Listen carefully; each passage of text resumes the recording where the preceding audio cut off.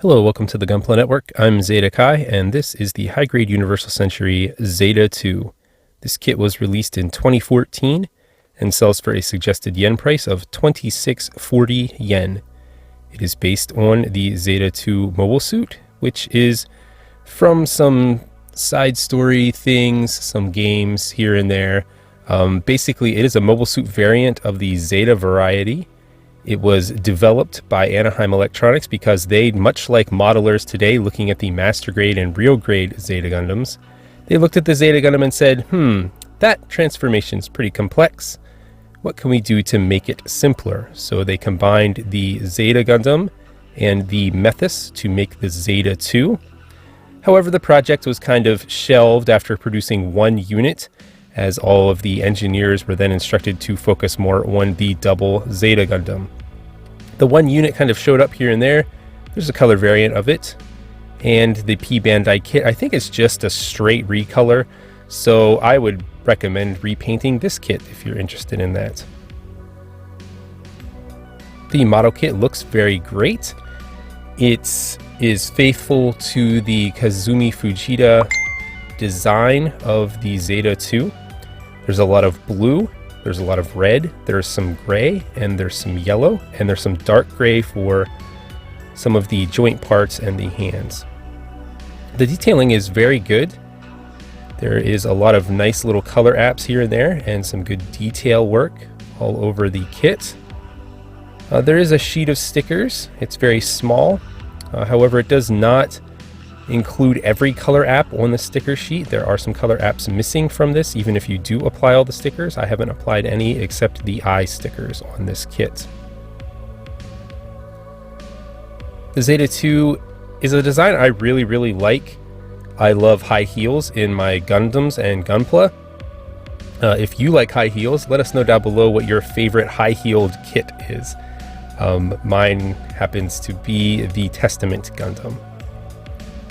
Anyway, back to the Zeta II. As you can see, there are a lot of nice little details on the kit, and it looks pretty good. You can definitely see some Methis inspiration here on the back, and it does convert into a Wave Rider mode that actually isn't a Wave Rider because this is not capable of atmospheric re-entry. But they still call it a Wave Rider mode because, you know, consistency in the Gundam universe. So let's take a moment to talk about our sponsor for this video. It is Canadian Gundam.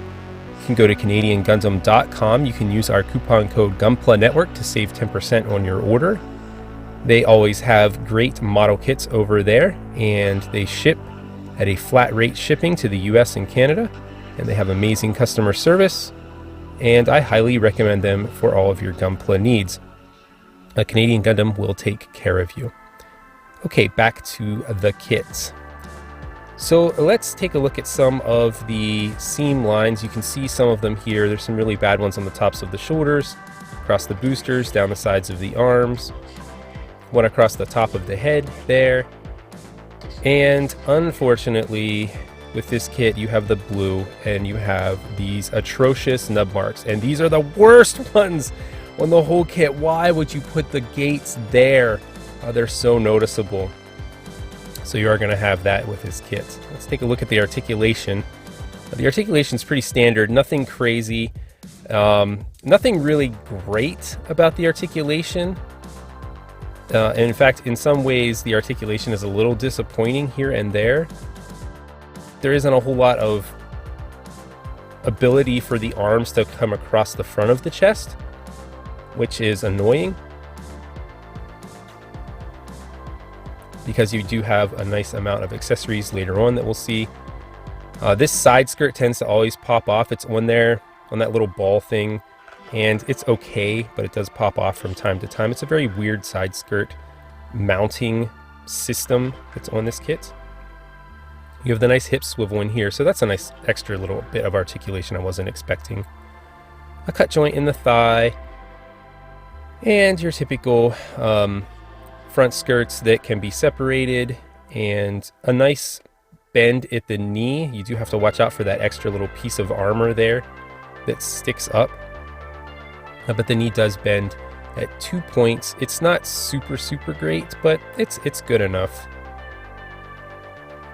And a nice little bend here on the ankle armor, and the toes will move around.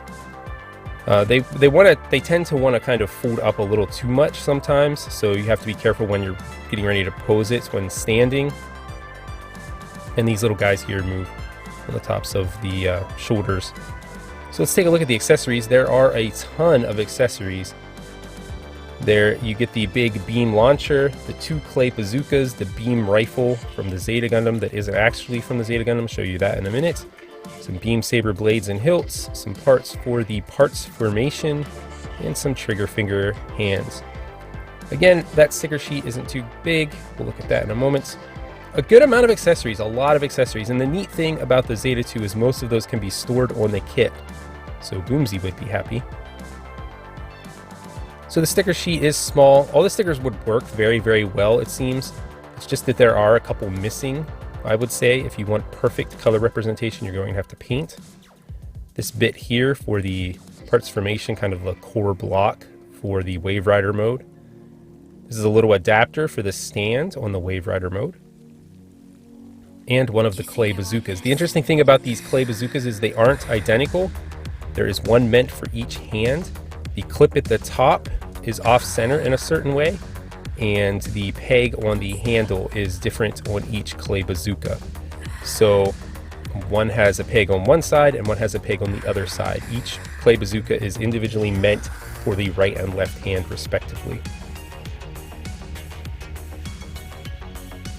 Next up is the beam rifle, and it looks pretty good. It's just like the one from the Zeta Gundam. However, it's not exactly like the one from the Zeta Gundam. It only has a movable handle.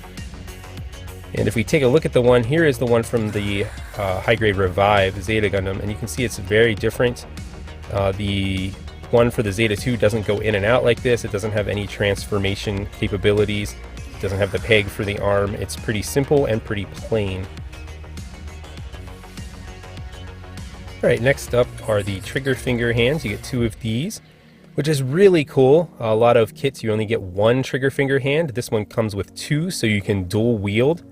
They do have little slots in them for the pegs and the accessories to tab into. You get some beam saber blades and hilts. These don't have tabs, but they do stick in the hand pretty well. There's no problems there.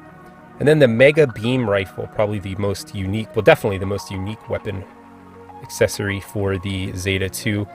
The Mega Beam Rifle is basically the Hyper Mega Launcher, but in a more streamlined position. It has pegs on both sides, so you can put that in either hand. It comes with a little part for the Wave Rider mode, which technically is the only way you can use its full output, but that's in-universe lore stuff. It's pretty big. It's about as tall. That's actually a little taller than the kit itself. It's a pretty cool looking weapon. All of the accessories work very well. As I mentioned, the beam saber hilts stick in the hands perfectly fine. There's no problems there. You get 2 holding things hands along with 2 trigger finger hands. The beam rifle tabs into one of those trigger finger hands. Looks pretty good. And you can take the beam saber effect part and attach it to the end of the barrel. So you can do the in-cannon long slashy beam saber beam rifle combo move. The clay bazookas can be held in the hands, 1 under each hand. These are very Zeta Gundam looking accessories straight from the beginning of Zeta Gundam, the Rick Dias's clay bazooka. And the neat thing about the clay bazookas is you can fold up the handle, you can take this little hook thing, and you can tab it right into the backpack or the thruster part of the Zeta II and store both clay bazookas on the back at the same time. Then you have the Mega Beam Rifle. It goes under the arm, which is very interesting. It looks very unique. It doesn't work the best. The way that it's designed, you can't hold it in a lot of different poses. So let's talk about the transformation, or again, the parts formation.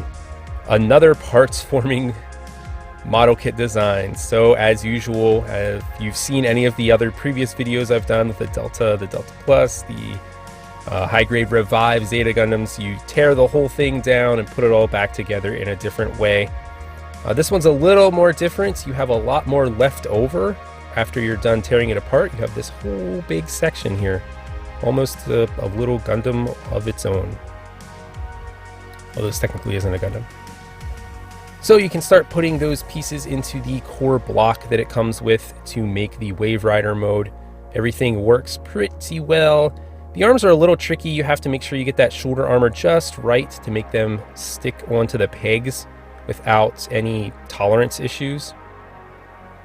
The legs look really cool, I think, on the Wave Rider mode. I just really appreciate the way they look. Little pods on the side, the piece on the top.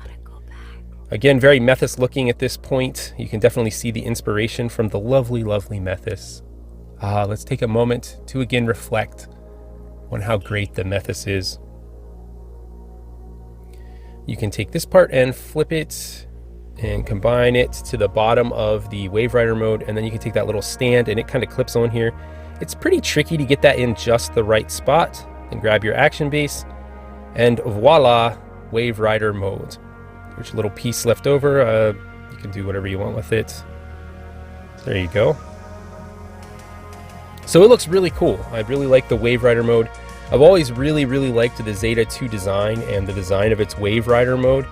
There's just something about the model kit that's just not quite as great as I expected. I don't really know how to put my finger on it. I don't know what it is. So here it is with the Methis. Now the Methis can fully transform. It's not a parts former, unlike the Zeta II. So it has that on the Zeta II. And here it is with the Zeta Gundam transformed into Wave Rider mode, and they make a great little trio. They look really good. The Zeta II definitely looks a lot more smaller and compact than the other two, especially when compared to the big, beefy, chunky Methis. It looks a lot smaller, but it does look a lot faster.